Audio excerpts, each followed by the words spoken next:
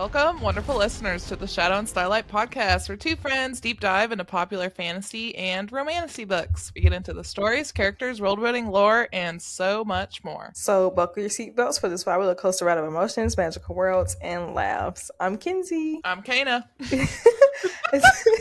And today we're covering chapters 1 through 11 of Onyx Storm by Rebecca Yarros. I don't know why I just threw up deuces. I love it. I love it. First and foremost, please listen carefully to our content warning. These are adult books we are covering, and neither of us have a filter, so this podcast is rated R and for those 18 plus. Regarding spoilers, if you haven't finished the entire Onyx Storm book, please come back after you do so. While we are discussing the first stretch of chapters, we will be doing so with perspective of what happens in the rest of the book for better understanding. That way we can really dive deeper into the theories and appreciate the masterful foreshadowing of Rebecca Yarros. So going forward, all episodes on our show will contain spoilers for the whole series in question. Next, if you like what you hear today and want more, please come back next Thursday, and next Thursday, and next Thursday, and next Thursday, and every Thursday after that for a brand new episode. As a Tyler podcast, we love to hear your feedback to better ourselves and expand our book-loving community. Please feel free to give us reviews, reach out to us on social media, and follow us on TikTok, Instagram, and watch us on YouTube at Shadow and Starlight Pod. I'm pretty sure we said once we got to Fourth Wing, we were going to be like an adolescent, like in our podcast puberty. We're sassy adolescents now. Yes. Like Andorna. Dragons, yes. Yes. Drink of the pod. I'm drinking ginger beer. It's delicious. You would probably hate it. I said, like, when you said that, I was like, that sounds like something I would probably not drink. It's healthy. Ew. I'm drinking Minute Maid fruit punch. Nice. Well, we have a big announcement today. And we have decided on which books we are going to be covering after Onyx Storm. Kenzie, you want to tell us the first one? I think I remember the name of it. The first one has to do with metal. Metal bringer, slinger. Metal slinger. Metal bringer slinger. By Rachel Snyder. Oh, wait. It was right in front of my face. Yeah. Yes, we're going to be Metal Slinger by Rachel Snyder. Yes. So I've been seeing that one on Book Talk, and it's been getting raving reviews. So we're going to go ahead and cover it. We were thinking about doing The Serpent and the Wings of Night by Carissa Broadbent, but I had a friend read it, and she said it may not have been super great in terms of like world building and mythology we can dig into. So we're going to do some newer releases also. Our second one that we're going to follow Metal Slinger with is Anathema by Carrie Lake, which I recently read, and I'm obsessed. If you like Xaden, girl, you have got to meet Zavander. But yeah, she actually just turned this into a trilogy as well. So book 1 and 2 is out, and then the third is going to be releasing April 1st. So we should be able to roll right from the first two into the third one. I'm excited for that one. Kenzie hasn't read it yet, but I just know you're going to love it. I mean, it's a Shadow Daddy, so I think you will. I miss Fisher. I think after I finish the ACOTAR, I want to go back to Quicksilver. I don't know why I can't remember the name of the book. I finally got my sister to start reading Fourth Wing, and after she finishes, the next one I'm going to give her is Quicksilver. Nice. She started reading last night, and she got all the way past Threshing, and she was like, I'm obsessed. Oh my god. She was like, I want a dragon. I was like, oh my god, it's starting. Of course. So now we're going to get matching dragon tattoos, probably. Ooh, I love naturally. That. All right, let's get this party started. Yes, it's time to cross the parapet, and Kayla's going to lead us across the parapet. I hope she doesn't fall. Keep your balance, buddy. I have crack energy tonight. Surprisingly, I'm not too for me, just getting off work, but all right, I like it. I'm gonna need you to get on my level. I got you. So Candace's gonna lead us across the parapet as she takes us through her Shadow and Starlight synopsis, aka her unhinged summary detailing the events of these chapters. 2 weeks after the Battle of Basgiath, Violet is trying desperately not to face her rising panic about the war, the fate of her man, and the mix of grief and emotional trauma brewing within her. Luckily, she has a severely egotistical grumpy father dragon and a rebellious sassy teenage dragon to distract her with their constant bickering. After making it back from an uneventful Venom patrol, Taryn begins the pointless quest of reminding Violet why she is just a little bit Delulu when it comes to the Dark One. Ooh, that's actually kind of hot. Thank you, Taryn, for trying to give Delulu Violet some fatherly advice and supporting her in the myriad of ways she plans to court death. Anyways, hi, Iron Squad. We missed you. Quickly, we realize that tensions are wound tighter than they usually are at Basgiath. Aura bitch-ass Binehaven, yes, that is her legal name according to me, leads the charge of hostility to the so-called Orician deserters and the Flyers. After a visit to Sawyer, Onyx Storm starts out rather spicy. Venom are inside Basgiath again. Pulling a trick straight out of Iron Flame, Chapter 25, the Venom have infiltrated, posed as scribes to get to their bestie brother, Justin Bieber, Jack Barlow. They descend a level to a terrifying scene. Dark Wielders are playing with their kill, and Violet's Venom twin is here. Hi, Theo, we hate you. Being the badasses they are, the Iron Squad and Zayden dispatch the Venom. Riddick reminds him that he totally could have handled that one, but Zayden doesn't quite agree. But Riddick, I believe you, my dude. After a quick catch up with her Venom boyfriend, Violet heads to the Sonarium and lets them know Andarner's demands for Quest Squad, which are swiftly rebuked by these aristocratic assholes. Instead of her choice of squad, she gets Professor Grady, who I actually forgot existed. So basically, everything is going to shit super fast. Next morning, we get some delicious spice, broken short by Zayden accidentally channeling just a tad. This isn't looking too good for the future spice forecast. Ugh. We're gonna have to wait a while again. Talking politics while getting dressed, the lovebirds find Brennan outside their door along with a whole crowd of others, and Mira, who has been on a secret rune mission and is slightly pissed at Brennan. Family therapy might be a good idea. Just a suggestion. Later, the squad's chilling in the gathering hall is interrupted by bitch-ass Binehaven instigating mob violence against the Flyers and the so-called deserters. She toxically insists that anyone who won't accept her challenge is a coward. Dane, of course, fails to persuade to peace, and he is ushered into a signet challenge where he most certainly will be torched. Thanks to a reminder from her girl boss dragon, Violet steps in to defuse. Nothing like a little lightning to humble even egotistical riders out for blood. Just in time, the professors are back to further diffuse the situation. Brennan then comes to report that the Sonarium is functioning like real-world politics, so absolutely terrible. They rejected the plan to alter the runes on the Wardstone. No problem, because we know how much Violet loves to commit treason. The last piece of news, Zayden is now reinstated as the Duke of Tyrandor. Ooh, yummy. As if he couldn't get any hotter. Like, please. Girl. I actually can't think of anything that would make him hotter. Actually, I can. Being a father. Ooh. Oh my god, that would be so cute. I love that. Well, Violet might be pregnant. We're going to talk about it. Maybe we are. Maybe not this episode, but yeah. Yeah. Speaking of committing treason, again, it is time. Violet and the inner circle head into the Wardstone chamber to find her siblings waiting patiently. It's a whole family affair. While Violet is fighting the trauma of what happened to her last time, Sawyer is able to successfully wield and nullify the rune that does not allow the Flyers to wield within. Who said treason wasn't necessary sometimes? Next morning in Battle Brief, Violet is swiftly arrested by freaking Father Atos, y'all. You've got to be joking me, Rebecca. It gets worse. Wait, you have to do the Klaus. Oh, you didn't watch Vampire Diaries. It's like the Klaus scene where he's like, Rebecca! Rebecca! But it gets worse, people. He's a general now. Who we still think is a traitor, but anyways. General Atos escorts Violet to the Sonarium. Violet has once again outsmarted leadership since her pardon was officially signed this morning, hours after the crime in question. Violet exits to find her super awesome loyal friends who she shouldn't be lying to, making sure she wasn't sentenced to be roasted. After General Atos bursts in to show us how desperately he needs anger management therapy, Violet stands up to the very small man he is. True to form, he threatens her friends, sending them to the front lines of Samara. The commander of Samara is equally as shocked Atos was chosen as general, and she lets them get some rest. After a little napperoni and cheese featuring some dream-walking hello second signet, they find out Marin's family's town outside of the wards is under attack. After running through the pros and cons like they would actually knowingly leave innocents to die, they plan a rescue mission. Arriving first and heading straight into a storm. How suspicious. Anyways, Violet and Taryn dispatch the Wyvern before noticing who has set up this lovely little trap. Theophany, aka Theo. And also Garrick, our little distance wielder. Oh my god. Our lightning wielder and the second largest dragon on Amaryllis are tossed like ragdolls in a tornado. Making impact, the bond goes dark. Rebecca! Rebecca! Rebecca! Please never do that again. Also, I'm sorry if I just blew out your eardrums. No, you're good.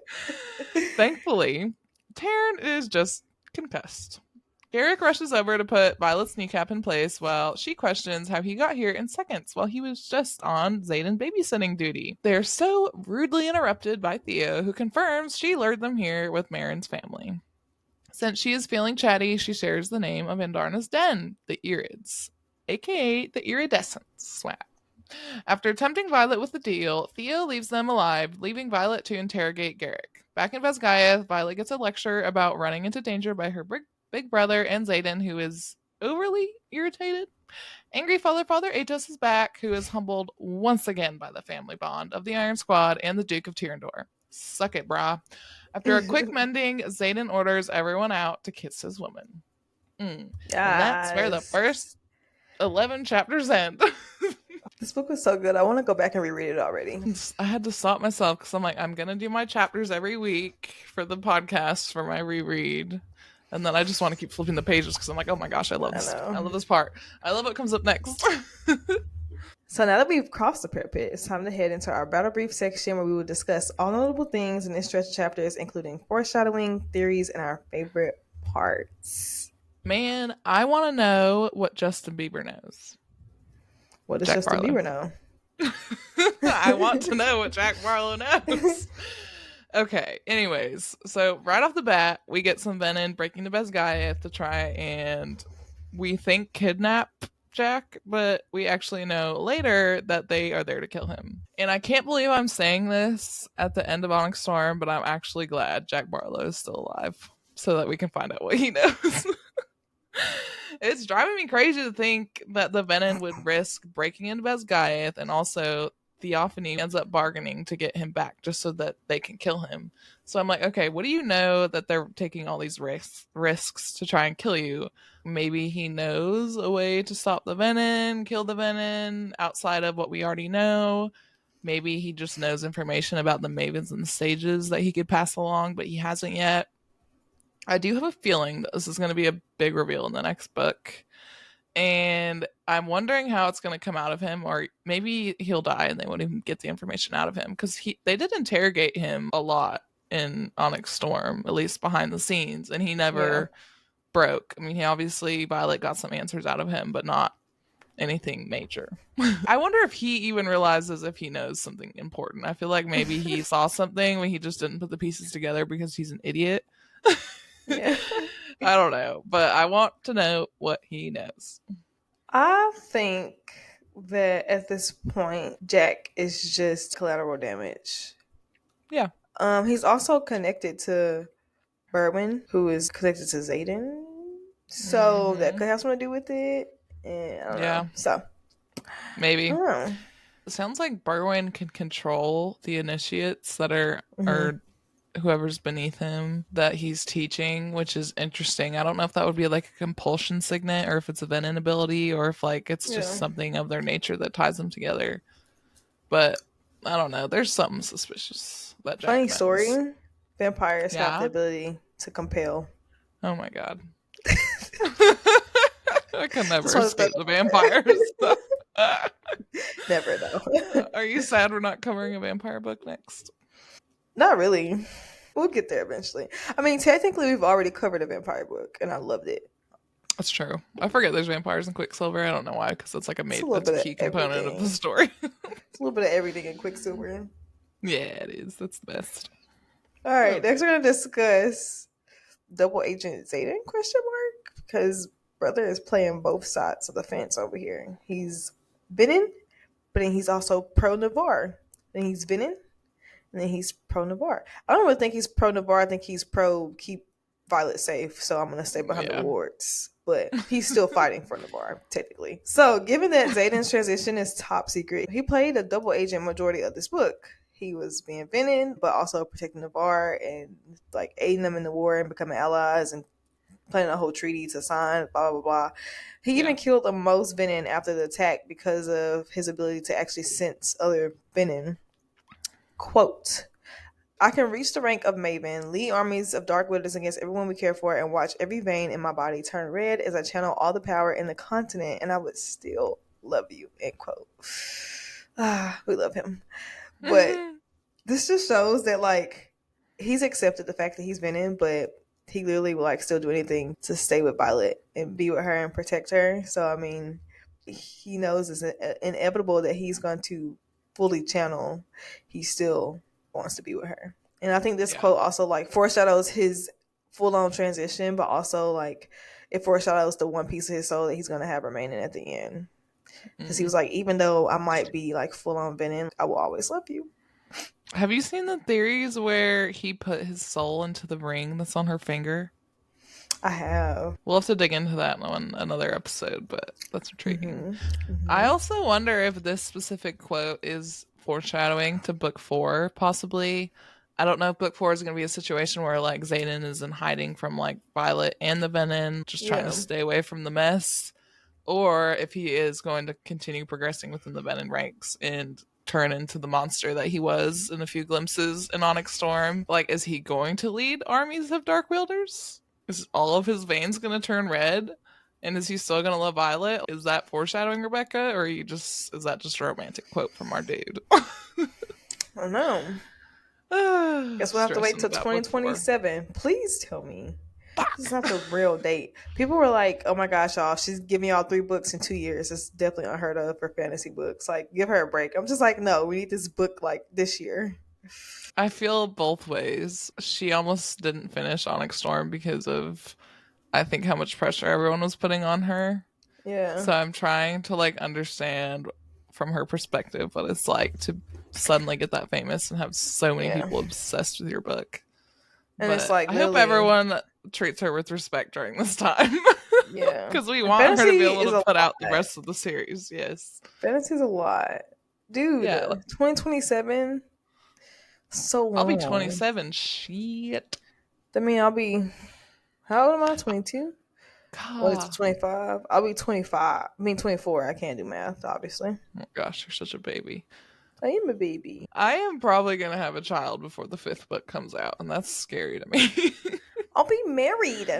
Oh my god. And I probably will have a child by then, too. Ooh, scary.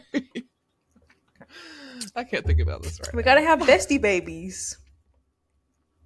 It's true. I haven't accepted that I'm going to become a mother in, like, the next couple of years, probably.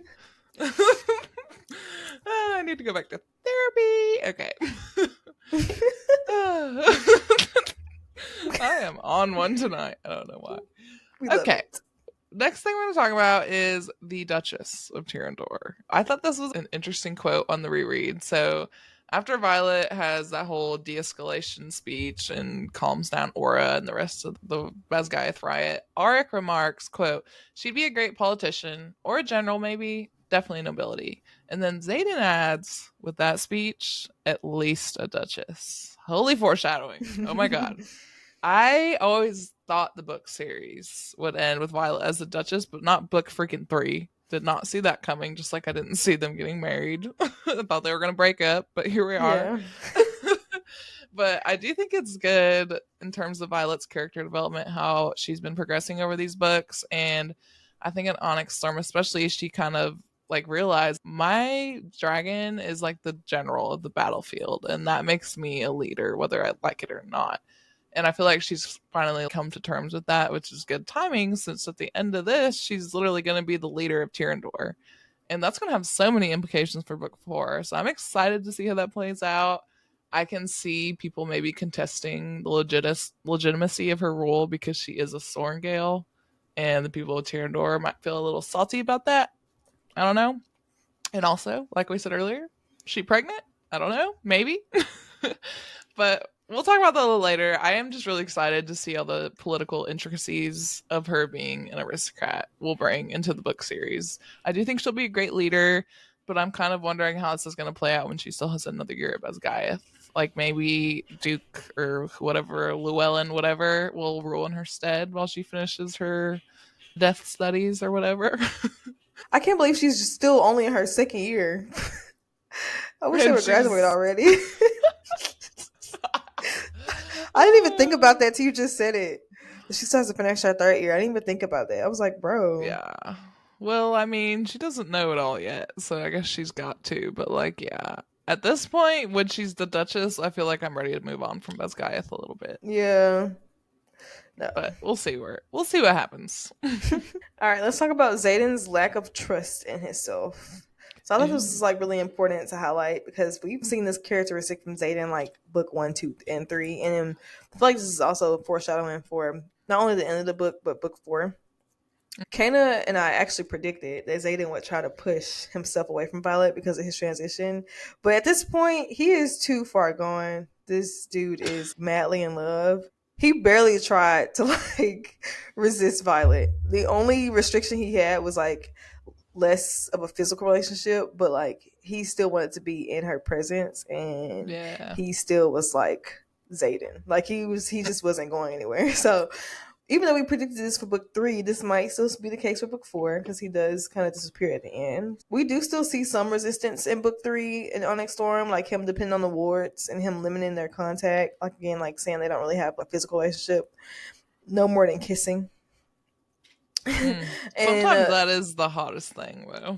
it is, but he was like, it really built up can't that do more. excitement. Mm-hmm. And though we know that Zayden would never hurt Violet, we also know that he does not like disappointing or hurting her.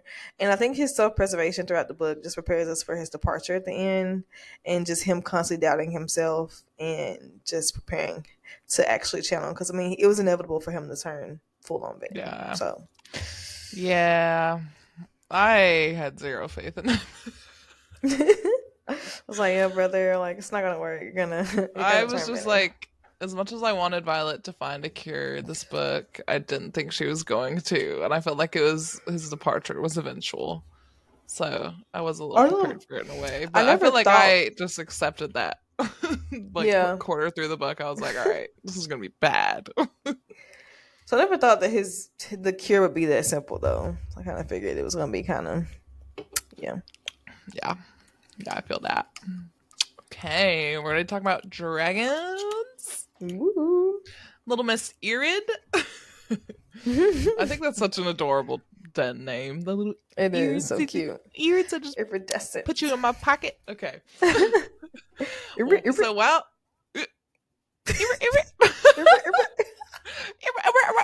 Okay. Focus. Okay. Wow.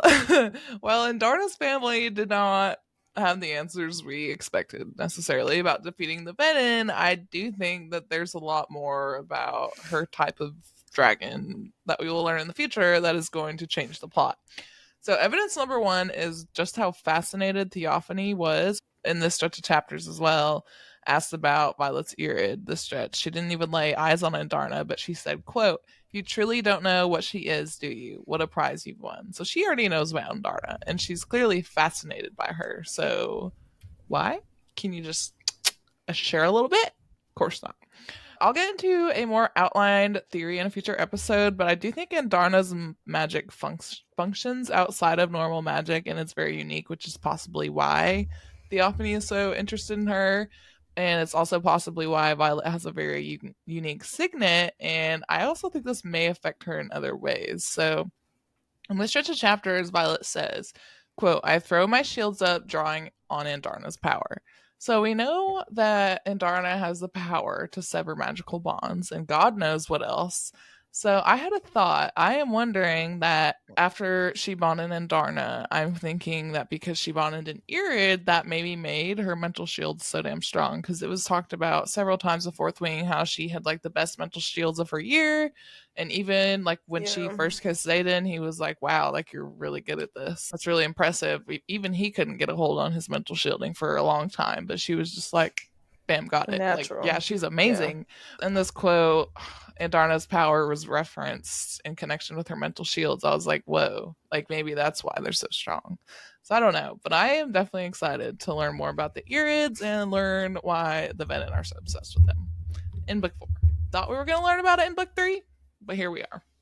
Yeah, that is interesting. And I never thought about that, but it does make sense. But my main thing I want to know about the Irits is like, so like we know they went into hiding because they want peace all over the land. They want people to change before they give their powers to people. But it's like, I want to know what led up to like them going into hiding and like why did they do all of this just to test humanity? Because like the world is like literally falling apart right now, and it's like y'all have the answers, and you have literally what we need. Like you're just gonna let us kill each other off, and just we have a Yeah. common enemy. We all know who's causing all the problems. Yes, Basgiath is corrupt and toxic, but Yeah. save the world? Question mark? Save the world? Dude, They don't they were know. such elitist assholes. I was not expecting that. I was like, I was getting this is so not what I mad. was. I felt so bad for Andarna. She was so sad. And they were like, Violet, you're the worst person ever. I'm like, dude, what? And so when I got to that part of the book, I was listening to it and them talking to her, and Andarna sounded like so happy and curious and excited, and they're just like shunning her. I'm just like, that is so sad. She's like, but I'm just like, oh. I don't like to see my little baby dragon upset. Okay. And she was like in her feelings for a little bit. Rebecca. Oh my god. I'm gonna be editing and all of a sudden it's gonna be like Rebecca. Yes. Oh my god. Yeah. Yes, but the last thing that I want to just bring up is the Kids of Rebellion and their second signet. So it's gonna be like really brief. So after finding out that Garrick is a distance wielder, we kind of put the pieces together that like, Rebellion relic equals second signet question mark. And I'm curious to see like what other signets the Mark ones are hiding. Bodhi? Oh, Did we dude. get Bodhi's second signet? No. Violet asked him and he was like, I don't have one. Then he said, I don't have one, just like Zayden. Right? I feel like that was kind of like a hidden like, yeah, I have one, but I'm not Oh going to yeah, tell you. yeah. I think he was like, I don't have one, just like Zayden. I'm just like, well, Zayden has two, so are you telling me you got two? The fuck? Have you been seeing those TikTok trends where they're just like in a conversation, they finish every sentence with the fuck? Yes. Those absolutely send me. I think Imogen has one, and it's relating to speed, maybe. Because in the first book, and I think in the second book as well, Violet always describes her as like super, super fast. Like Yeah. unnaturally fast, which she describes a lot of the marked ones as really fast. So that's interesting. Mm-hmm. But Imogen specifically. So I'm wondering if that could be her second signet. Maybe she doesn't have one. Maybe she has a different thing. I don't know. And Imogen also was the one that volunteered to run with her, so maybe. It's very suspicious of you, Imogen. All right, let's get into the theories. I am really excited about this one. I am forming this theory, and it's about what may have been the weapon against Venom in the past. So let's dig into this quote. The rarest of signets, those that rise once in a generation or century, have manifested concurrently with an equal twice in our records, both critical times in our history, but only once have the six most powerful walked the continent simultaneously. As fascinating as that spectacle must have been, I would rather not live to see it happen again. A lot of information in there. So when it says that the rarest of signets manifested concurrently at a critical point in history, I am thinking that this critical point was the Great War when the Venom were last defeated or maybe just driven into hiding. But I think that all of these powerful signets working in tandem are in themselves the weapon that defeated the Venom hundreds of years ago. So there's another quote in this stretch of chapters. The last time a Shadow and Lightning Wielder fought side by side, they managed to drive the Venom back to the Barrens for a few hundred years. So that's confirming, I think, what I just said, is that the last time that these signets worked in tandem, that's when the Venom went back to the Barrens for a few hundred years. But anyway, so since Violet and Zadian, who is that? Can I get his number? Who's that? Oh my god. So since Zayden and Violet are the first of their signets, Shadows and Lightning, super powerful, to live simultaneously since the Great War, I'm thinking that this is another critical point in history, and the other four signets are going to be manifesting. I think one of them is Auric, who has precognition, which speaks for itself. That's an insanely powerful signet. Distance wielding hasn't been done in centuries, according to Violet, but here we got Garrick just chilling over here. Dane has also been referenced several times to have tremendous power, which is shocking because his signet doesn't seem that useful. I don't know, but I think there's a potential for him to be one of the six. And then I also know that once Rhiannon manifested her signet, Violet remarked on like how powerful and how unique it was. So that could possibly be another. And then I think one of the six is probably for sure Sloane, who's the siphon, which was Naolin's previous signet and is extremely useful and powerful on a battlefield. Which I think a siphoner probably would have to have been one of the six most powerful signets, because if you're able to like redistribute energy and magic on a battlefield, I mean, you can just think that is amazing. Yeah. And this whole theory, I really love it because it's giving almost like prophecy vibes, where like these six at a certain time in history defeat the bad guy, whatever. It is interesting because we now know how much magic requires balance. So I'm like, what is the balance for these powerful signets? Is it the sages and mavens with like the counterpart signet? Is it something else? I don't know. This magic requires balance thing is kind of sitting in the back of my head, just chilling, and it's kind of stressing me out. Yeah, that's been a big thing they've been highlighting. Well, Rebecca has highlighted a lot in Onyx Storm. It's just the balance of power. And in 6, the number 6 has been used a lot in Onyx Storm. It has. So it's like, yeah. But I just want to piggyback off what you said. Like, I highlighted this part of my book, but I just kind of missed the amount of foreshadowing that was present here on my first read. So when they say like these signets only rise once in a generation or every century, that made me think like, I think the last time again they had a shadow wielder and a lightning wielder that was living simultaneously was probably 600 years ago. And it says they manifest concurrently with an equal. And that's only happened twice in the records. And they've only walked together once altogether. And they're saying they don't want to live to see it again. So obviously something happened for them to have to come up together and band together. And, so I feel like this just gets your gears going. I think this is like referencing to the balance, like you said, that we learned about in this book. And in the future, we do meet Theophany, and she uses the word century quite often. And seeing as the Venom don't age, it sounds like they've been playing a long game and have waited for their equal signets to manifest. What it sounds like. Ooh, I hadn't thought about it from the perspective of like they're waiting for their equal to manifest before they like going for the kill. Yeah, because Theophany she was trying to go after Lilith, Sworn Girl, so she waited all those years for Lilith to manifest, and then when Lilith manifests, Lilith hid behind the wards, and Theophany never got to her, and then she ended up dying. So then that's when she started going after Violet. And then Violet said something, and then Theophany was like, I'll just wait another century. I feel like they've been waiting. I think you're right. Dang. Very interesting. All right. What was your favorite moments of these first 11 chapters? So this is not a favorite moment by a long shot, but it's just a confession that I think I should say publicly, because this means I have actually matured and I've grown as a woman. Okay, this book actually pretty early on in the book, I actually forgave Dane, guys. Woo! Actually, say it again for the people at the back. I forgave Dane. Atos. Yep.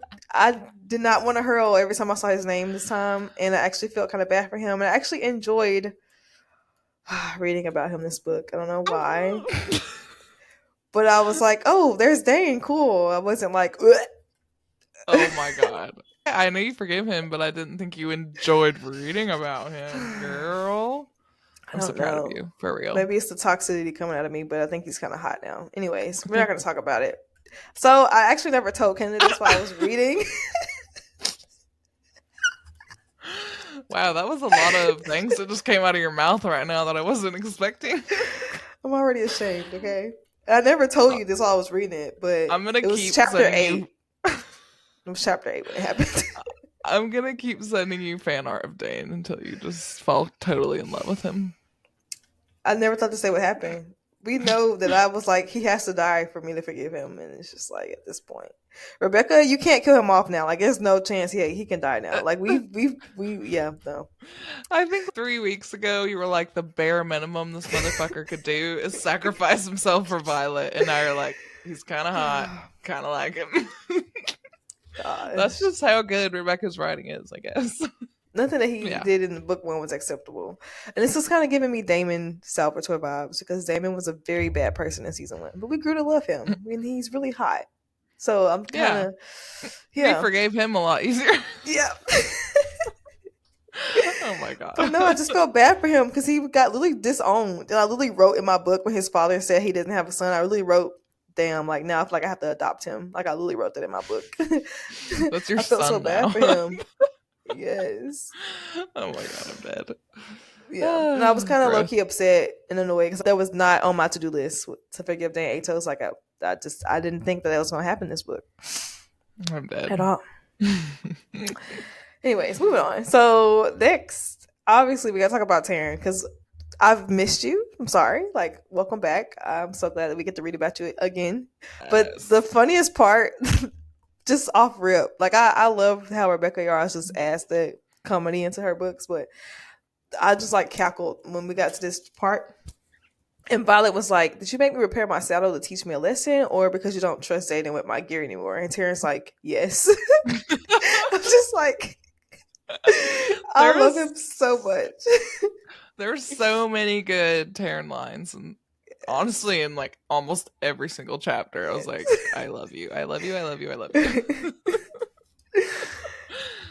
And then lastly, I just love how Rebecca Yarros is just so inclusive. And I love how diverse her books are. I had to highlight this part of my book because I just felt so seen in this moment. And I've been wanting to start reading like an African American fantasy book or like an urban fantasy book, but I just don't know where to start. And so in the midst of all this, Rebecca Yarros is just so good with her inclusion. And I love how strong Rhiannon is and her being just such a strong black female, like one of the main characters and like a character that everybody just loves. And in one of the scenes to stretch, Rhea is wearing either, I don't know if I was perceived it as like a headscarf or a bonnet, but she described it as a piece of silk on her head. And I was like, oh my gosh. I literally highlighted it, was like, I love the culture here. Like I'm always wearing my bonnet when I'm comfortable. And I'm just like in that moment, Rhea was comfortable with Violet and she was like wearing her sleep satin, whatever you want to call it. But Sleep yeah, satin. so cute. I love it. I don't think I even noticed that, but I also think like the first 10 chapters, I was just like, I was just like getting like the details so I can get on to like the more plot. I saw it immediately, was like, I gotta highlight this. I love this. That's cute. I love that. She does a really good job with diversity with all the ASL and like all the ethnicities, and she does not miss. I love her. All right. My favorite moment was Violet being a boss ass bitch. So not only did she stand up to Aura and get the entire Basgiath riot to just, chill the F out, she faced down every aristocrat at the Cenarium and the commanding general of Basgiath after proudly committing treason because she doesn't take petty ass threats and political BS anymore. She is here to save the world and save her man, and I'm here for it. And Book 1 Violet would have never done any of those things, and that's why I love this so much, because I love the growth. And my favorite take no shit Violet moment from this stretch of chapters was when she faced the man that almost got her killed several times with not an ounce of fear. Quote, "Your threats are just threats. I'm no longer the scared first year, unsure if I'd survive threshing or be capable of wielding. One of my dragons is among the most powerful on the continent, and the other is the rarest. You can't afford to kill me. On God, suck it, Atos. I love you, Violet." Yes. And the cherry on top was that the Iron Squad like totally backed her up. And then when General Atos was like, "I'll just go for your friends," they were like, "Do it. See what happens." We'll still stick together. Sorry. I know Father Atos went home and looked in the mirror and probably cried. Yes. I hope he did. In his new big old general suite that he does not deserve. Ugh. Motherfucker. That he wants to brag about to people that just lost their only surviving parent. Ugh. All right. My next favorite moment is going to be the Riddick Spotlight, and I'm just going to have a Riddick Spotlight in every one of my favorite moments for the next 6 weeks, so get used to it. Because iconic. Icon. And actually, this is shocking me because it's a Riddick moment, but it's not even a funny moment. But I did laugh out loud many times this stretch. But I do love in Onyx Storm that we get to see another side of Riddick, and it's like his serious, smart, and loving side. Not that he didn't have all that depth in the first place, but his character development in Onyx Storm really highlights him like taking a new role in the squad and being more serious in a sense, even though, he still jokes. All right, this quote, I love you like a brother, and I get that you lost your leg, and we respect however you're feeling about that, but you're still one of us. You're still a rider with all the benefits and shit that comes with wearing black. So with all the love in my heart, put your fucking uniform on because we need you. Oh. I teared up. I felt so bad for Sawyer because he's clearly fighting some inner demons.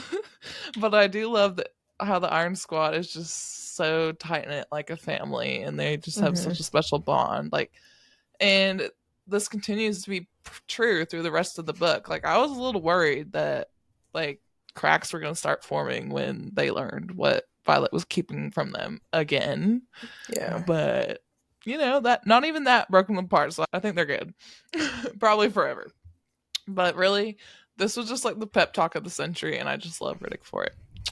So cute.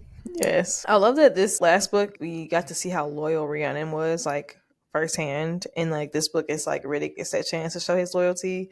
And like, he even shows this book like how goofy he is, but like even though he's goofy, he still has feelings and he can be serious when it's the time. I mean, he'll still joke, but he can still get serious at somewhat when it calls for it. I think it's just so cute. I was laughing at the part where they found out that the Venom were posing as scraps and they were trying to decide. They were like, are we going to go up or down? And they heard her scream downstairs and they're like, down. And then Riddick's like, oh, yay, like risking our lives again. How fun.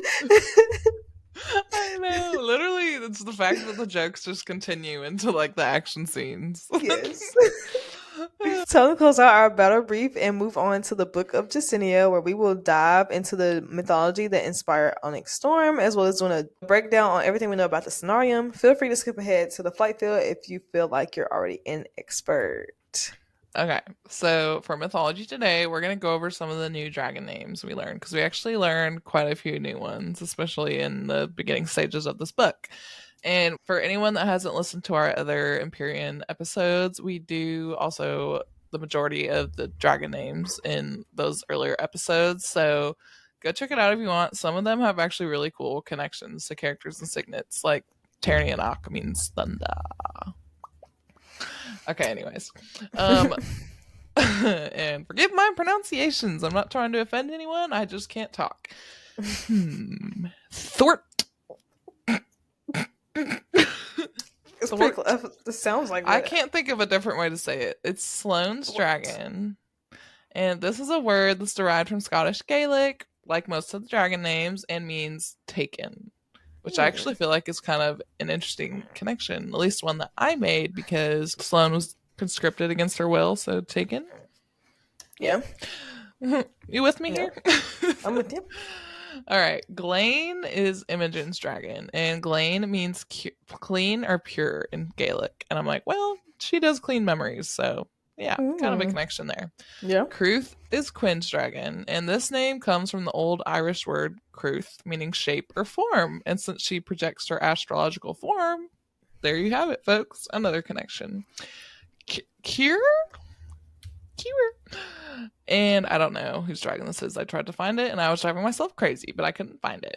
And this is actually a French word that comes from the Latin word corium and means leather. And I'm like, hey, flight leathers. Okay. I don't think that was what she intended, but it's not even Scottish Gaelic. But anyways, Maze is one of the dragons in the mated pair that we don't know who they belong to.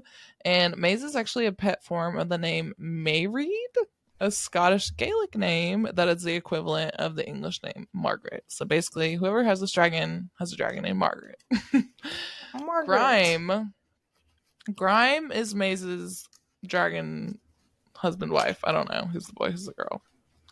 And this is actually a Scottish surname, and it's a variant of the name Graham. So not really a connection there, but, now you're more informed, so you're welcome.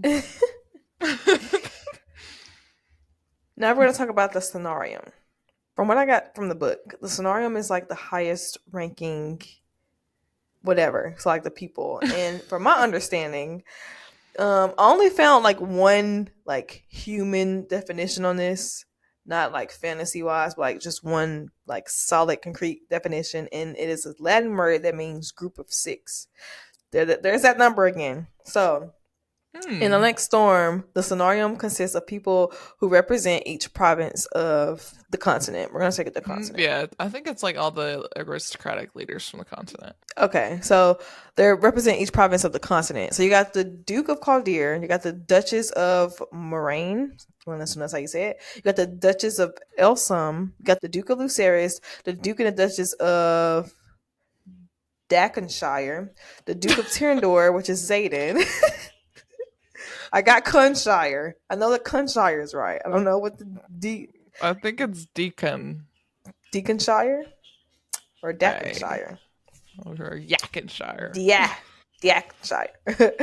Or the Duke of Tyrendor, which is Xaden, and of course the King of Navarre and the Queen of Poromiel also sit in during these discussions, as well as Brennan and Llewellyn, who represent Tyrendor.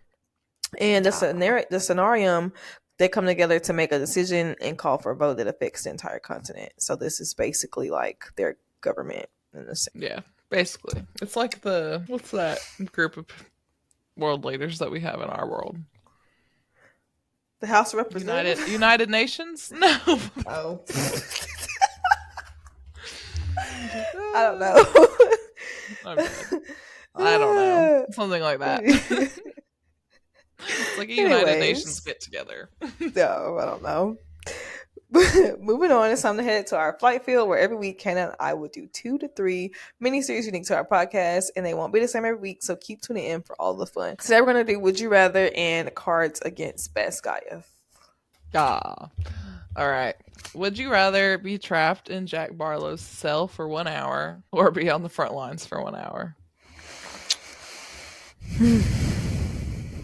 Basically, do you think you could fight Jack off? Or do you think you could not die on the front lines? At this point, put me with Jack. Bam. Maybe you'll find out what he knows. Yeah. I mean, it's not like he's like super strong right now. I'll just like hide in the corner. Because they're giving him like this serum that makes him weak. But he could drain you if he gets his hands on you. I'll just distract him with my boobs. Classic. Well, what if he's a little pretty? It ain't gonna work.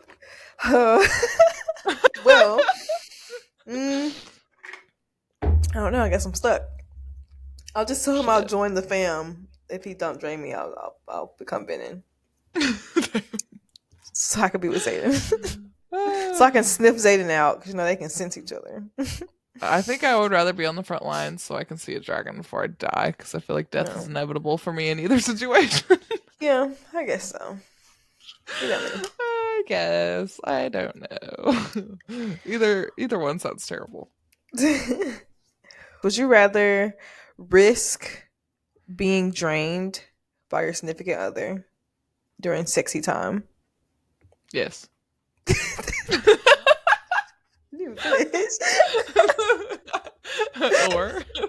Or fight off the venom like they did before we got to Onyx Storm.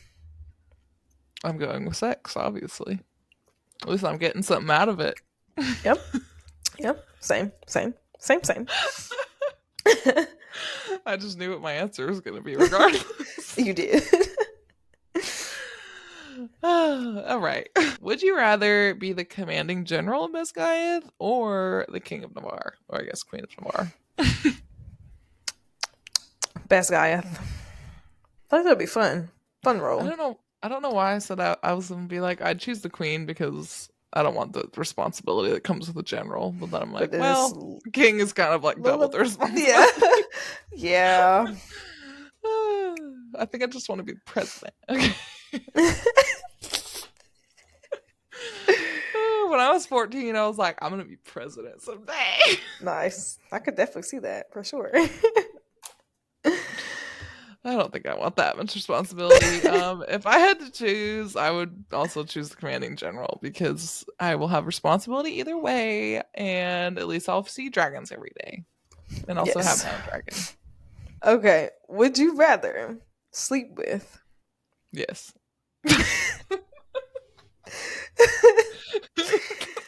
General Atos. Ooh. Or Halden. Ooh, I'll choose Halden. He sounds Yeah, I hot. probably would Come say. on. Yeah. I don't know. He's a little arrogant. He is, but like He's a snob. he is, But he's snob. rich. But I would much rather take that than the smallest man who ever lived. Yeah. Anyways, I thought you were gonna say Berwyn. I could like see it in your eyeballs. I was thinking about it and I was like, Instant death. But what if it was good though? Okay, so we're gonna do Cards Against Basgiath. If you haven't joined us when we've done it before during Fourth Wing or Iron Flame, basically I made my own wildly inappropriate, wildly immature, everything Empyrean Cards Against Humanity. I made a handmade deck. Literally bought the empty cards and filled them all out with my deepest, darkest thoughts. So we're gonna go through a couple of them. Kenzie's gonna let me know which card she thinks is the funniest or best, and you guys feel free to leave a comment and tell us what you think is the funniest as well. So our first premise is the best thing about Basgiath is the blank. The blank. The blank. The blank. The blank. The best thing about Basgiath is Violet's dead father. Oh, okay. Sorry. Killing Jack Barlow in the most badass way imaginable. Well, he's not really dead. Yeah, actually, no, he's not. The best thing about Basgiath is getting secondhand horniness from your dragon. What was the first one again? Violet's dead father. Oh, dang, It's really a mood killer. Yeah. The best thing about Basgiath is the fan art of Xaden. Yeah. Yeah. The best thing about Basgiath is dripping silent tears into your scrambled eggs. It's true. It's true. All right, which one do you think is the funniest? I think maybe the funniest would probably be dripping silent tears into your scrambled eggs. That was gonna be It's my funny. second choice. What was your first one? Getting secondhand horniness from your dragon. So that was my first one, and you said funny, and then I was like, okay. Well, you can just So I choose your changed it. favorite. Don't let me peer pressure you. Okay. I can't leave my house without blank. I can't leave my house without running a whole country and rebellion while also attending military school. Yep. That's Aiden. I can't leave my house without a gassy dragon. Dang. Who's on here is gassy? Did somebody fart? No. That would be so lit if Rebecca like lit. I need this actually. If Taryn just ripped one out of the blue. He's like, what are you looking at? Like it's normal, right? I feel like Andarna would do it just to like offend Taryn constantly. Yeah. I love how he's always like, I'm not gonna dignify that with an answer. He's always like that. Can you imagine being Violet and you're just like riding into battle and you're like bouncing up and down on the seat and then you're like and you're just like, oh my god. And then Taryn just looks at you. He does like his head swivel thing. Yeah. He goes into like how disgusting humans are and like yes, how ineffective our waste process is. I don't know. Oh my god. Oh, this one's for you, Mackenzie. I can't leave my house without pining for Dane. Oh, wow. Wow. That was the perfect card. It was. I can't leave my house without wanting to eat my allies. At Andarna. And yeah. I can't leave my house without a mating display. I gotta go with pining for Dane. It's a perfect setup. I thought I was gonna offend you and you weren't gonna pick it. I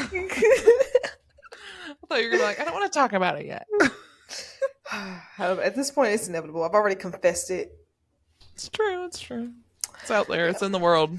Well, not yet, but it will be in like 2 days. Yeah. Okay. The last one. You know what would make for a great children's book? This one is scary. Okay. This is gonna be scary. Oh no. What is it? for a great children's book? A man on the brink of orgasm. Oh no. Oh Of course. dear. Oh god. Oh no. What? I'm literally pulling out the dirtiest cards possible. What would make for a great children's book? Vice Commandant Varish's microcock. Dang. This is a lot of penis cards. Okay. You know what would make a great children's book? Violet sending 50,000 volts straight to the nipples. Oh. Lightning bolts. Mm-hmm. 50,000. Nipples. You would just die at that point. It wouldn't even be satisfying. You'd just be dead. You'd be like burnt. You know what Baked. would make for a great children's book? The throne scene. Oh my gosh. These cards are crazy. Oh, no. It's just dirty card after another. I told you. You know what would make for a great children's book? Boning on Dragonback. Oh. I don't even know which one is safe to pick at this point. I'm a little scared. I don't think there is a safe one either. There's not a safe answer here. I'm trying to think of what was the second to last one? The throne scene? I'm gonna say the throne scene because you could just draw a throne and be like, look, this is a throne. This is where the king sits. This is where the queen sits. This is a crown. Yeah, you could just I don't think that's the throne scene they're talking about. It's all right. They don't know that. Yeah, that's true. It's fine. He's just like helping her tie her corset. Yeah. Or something. Yeah, that. On her vagina. Anyways. I'm dead. Okay, before we close out our episode today, it's time to spar. So each week, Kenzie and I will give each other and our listeners 2 trivia questions. So let us know if you get the answers right or not. Okay. So Lyra, who was almost sentenced to be court-martialed for helping who defend his people? Fuck. Was it one of the other 6? I don't know their names. Was it a 6? Is it a name? It is a name.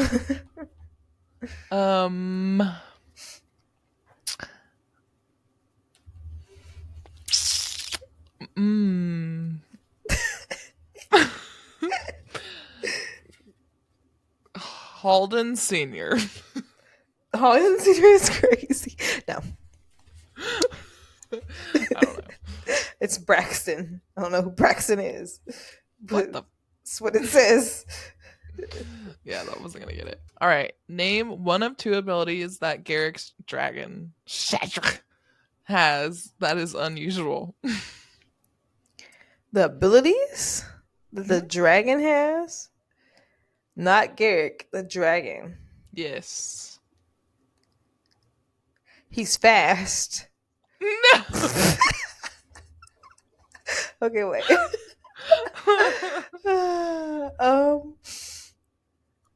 I don't know. I don't remember this. He has the ability to block out his riot, and he's highly sensitive to runes. Oh, yeah, that's right. I would have never remembered that, though. Okay. Got you, bitch. But you also got me, too. I did. This is probably easy, but I don't know. What was the fake name that Brennan gave himself after the revolution? Aesarai? Damn. Okay. It was mentioned once, so I was like, let me see if she remembers. Okay. Of course I do. I watch everything Brennan does like a hawk. Yeah. All right. What is the one great equalizer in battle? Equalizer? Mm-hmm. Can you elaborate? Like, what? What is the one great variable that like levels the playing field? Oh, weather. Yes. Wow. You made me elaborate. Well, it's because I was like, what the heck does that mean? Equalizer. That's fair. Okay. Well, we did it. that is a wrap on our very first Onyx Storm deep dive, folks. We're so happy you're here. Thanks for tuning in. Can't wait to see you guys next week to talk about it. Yes, join us next Thursday as we continue our deep dive into the Imperium Book 3. And next week, we'll actually be going over chapters 12 through 22. Ooh, it's going to get good. All right. It means the world for us to have feedback from you guys, and we would really like to continue growing amidst the Onyx Storm release. So please take the time, leave us a review, give us your feedback. You can reach out to us on socials too. Tell us what you liked, what you didn't, or if you just want to talk about Onyx Storm theories, we're here to do that as well. So feel free to reach out to us, and then make sure to subscribe on YouTube and all major podcast platforms for a freshly baked episode to be delivered to you next week. Bye, friends. See you next week. Bye, friends. We'll see ya. Woo.